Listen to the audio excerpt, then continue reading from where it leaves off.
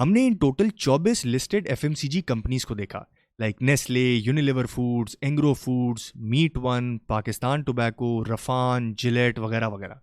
And the top 5 companies as per our criteria are Unilever foods, national foods, Rafhan maize, Prema, Glaxo consumer health care. इन सब में क्या common है? ये वो कंपनीज हैं जिनके पास दो वेपन्स ऑफ मास प्रॉफिट्स हैं, pricing power and strong demand, and they have become almost unbeatable. इसका मतलब चाहे कोई भी इकोनॉमिक साइकिल हो, स्लो डाउन हो जो कि पाकिस्तान में अब मामूल बन गया है, या रिसेशन हो, इकोनॉमिक ग्रोथ हो या कंसोलिडेशन, ये कंपनी साल दर साल अपनी सेल्स एंड नफे को बढ़ाती रहती हैं. कि पहले समझते हैं कि प्राइसिंग पावर और डिमांड इतनी इंपॉर्टेंट होती क्यों है, क्यों इसको हासिल करने के लिए कंपनीज अरबों रुपए खर्च कर देती हैं, एंड इसका फायदा क्या होता है प्रॉफिट्स में and more importantly stock prices में. प्राइसिंग पावर का सिंपल मतलब यह है कि एक कंपनी अपने प्रोडक्ट्स की जितनी चाहे उतनी प्राइस बढ़ा दे, बट फिर भी उसकी प्रोडक्ट की डिमांड ना गिरे. एक्चुअली जितनी चाहे उतनी का मतलब होता है जो भी कॉस्ट बढ़ रही है वो आसानी के साथ अपने कंज्यूमर्स को पास कर दे. आपको ये सुनकर ताज्जुब होगा कि हर कंपनी ऐसा नहीं कर पाती है. अगर पेप्सी प्राइस बढ़ा दे तो आप कोक लेना शुरू कर देंगे, तपाल प्राइस बढ़ा दे तो आप लिप्टन लेना शुरू कर देंगे, एक्वाफीना प्राइस बढ़ा दे तो आप नेस्ले लेना शुरू कर देंगे. अब जरा मैगी नूडल्स के बारे में सोचें. अगर मेरा अंदाजा गलत नहीं है तो 3 सालों में इसकी प्राइस डबल हो गई है. 10% नहीं, 20% नहीं, 30% नहीं, पूरे 100%. क्या आपने अपने लिए या फैमिली के लिए मैगी नूडल्स लेना छोड़ दिया है? नहीं ना. डिस्पाइट कि ये जूते की तरह कोई नेसेसिटी या मजबूरी की डिमांड नहीं है, ये ऑप्शनल है, बट फिर भी आपने प्राइस इंक्रीज के बावजूद लेना नहीं छोड़ा. इसको कहते हैं स्ट्रॉन्ग डिमांड. वंस अगेन, ऐसी डिमांड जो प्राइस बढ़ने के बावजूद वैसी ही रहे जैसी पहले थी. और जब ये दोनों चीजें यानी pricing power and stable demand कोई कंपनी क्लिक कर लेती है तो वो फाइनेंशियली बाकी सारी कंपनी से बेटर हो जाती हैं. और ये नजर आता है सेल्स एंड प्रॉफिट्स में. अब सवाल यह है कि हजारों कंपनीज में से ऐसी कंपनीज को फिल्टर कैसे करें. हम तो देखेंगे प्रॉफिट की ग्रोथ वाइज बेस्ट कंपनी कौन सी है. So let's make a filtering criteria. हम सिर्फ उन कंपनीज को पावर पैक कंपनीज कहेंगे जिसकी हर साल सेल्स में ग्रोथ आई हो, no matter the economic situation. और दूसरा ये कि प्रॉफिट बढ़ता रहा हो साल दर साल, और अगर एक आध साल गिर भी गया तो नेक्स्ट ईयर बहुत स्ट्रांगली वापस आए. सेल्स ग्रोथ बताएगा डिमांड की स्ट्रेंथ और प्रॉफिट बताएगा pricing power. One eternity later.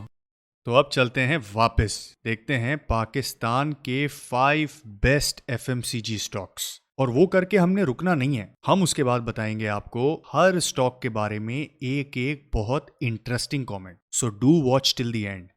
तो सबसे पहली है यूनिलीवर फूड्स. आपने ब्लू बैंड या नॉर नूडल्स का नाम तो सुना होगा. ये यूनिलीवर फूड के प्रोडक्ट्स हैं और ये हैं इनके फाइनेंशियल नंबर्स. इससे पहले इकोनॉमिक स्लोडाउन आखिरी बार कब आया था? 2017 से 2019 में, राइट?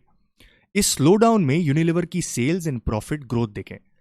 इसका मतलब जो कॉस्ट इनकी बढ़ी, चाहे वो रुपया डिप्रिसिएशन से हो या इंटरेस्ट रेट बढ़ने की वजह से हो या इकोनॉमिक स्लोडाउन की वजह से हो, वो सब इन्होंने अपने कंज्यूमर्स को पास कर दी और नफा बरकरार रखा. दूसरी है ग्लेक्सो कंज्यूमर हेल्थ केयर.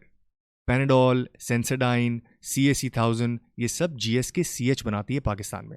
ये उन कुछ कंपनीज में से है जिनकी साल दर साल सेल्स एंड प्रॉफिट में ग्रोथ आई है. नेशनल के मसाले, नेशनल फूड्स भी लिस्टेड है. साल दर साल growth in sales and profits. Rafhan custard तो खाया होगा आपने, या कुकिंग ऑयल यूज किया होगा, ये भी लिस्टेड है. And the same story, growth के साथ प्रॉफिट्स. प्रेमा, अगर आप कराची से हैं तो शायद आपने इस ब्रांड का नाम नहीं सुना होगा, बट इस्लामाबाद, लाहौर में ये ब्रांड डेयरी प्रोडक्ट्स में काफ़ी मशहूर है. और मशहूरी के साथ साथ ज़बरदस्त सेल्स एंड प्रॉफिट नंबर्स हैं. 2017 में जहां कंपनी की सेल्स 72 करोड़ होती थी, 2021 में ये बढ़ के 2.5 अरब हो गई है. एंड इसका नफा बढ़कर 26 करोड़ हो गया है. Keep it going my friend. अब आने वाले हैं stock related commentary. But before we do that, ये बताना ज़रूरी है कि ये फाइनेंशियल एडवाइस नहीं है. किसी भी स्टॉक को देखने से पहले पूरी रिसर्च ज़रूर कर लें. हाँ, इस वीडियो को आप एज अ स्टार्टिंग पॉइंट ज़रूर यूज़ कर सकते हैं. एक चीज़ नोट किया आपने, 5 में से 3 कंपनीज मल्टी नेशनल्स हैं. And I think multinational knows how to play the long game. मगर पाकिस्तान में मल्टी नेशनल स्टॉक के इन्वेस्टर्स के लिए एक मसला है. ग्रोथ तो जबरदस्त होती है, मगर स्टॉक मार्केट की ट्रेडिंग के हिसाब से ये थोड़े इलिक्विड हैं, यानी कि कई कई दिन निकल जाते हैं एंड एक शेयर का भी काम नहीं होता है। एक और चीज देखी आपने, हमारे टोटल 24 में से 16 से ज्यादा स्टॉक्स लोकल कंपनीज हैं, मगर हमारे क्राइटेरिया पे सिर्फ 2 ही लोकल कंपनीज उतर पाई।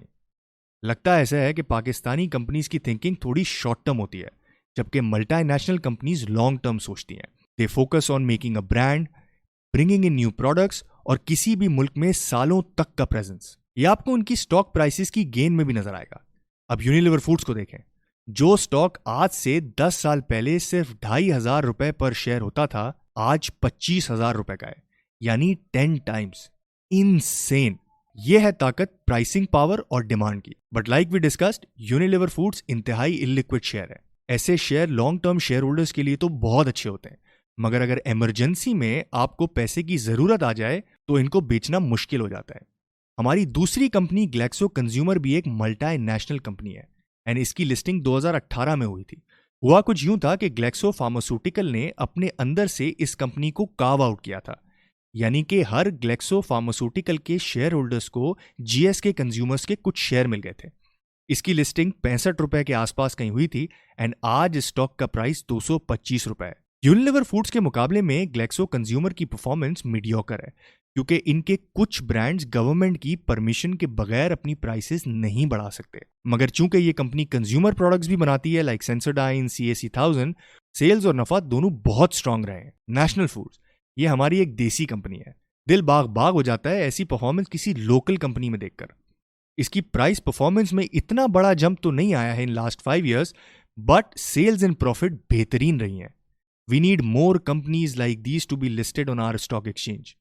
रफान मेज, once again एक multinational company and like Unilever इसकी ट्रेडिंग एक्टिविटी भी काफी स्लो रही है। 2012 में यानी 10 साल पहले ये शेयर तकरीबन 2,500 का हुआ करता था। आज ये शेयर 10,000 से भी ऊपर है, इसका मतलब 5 टाइम्स।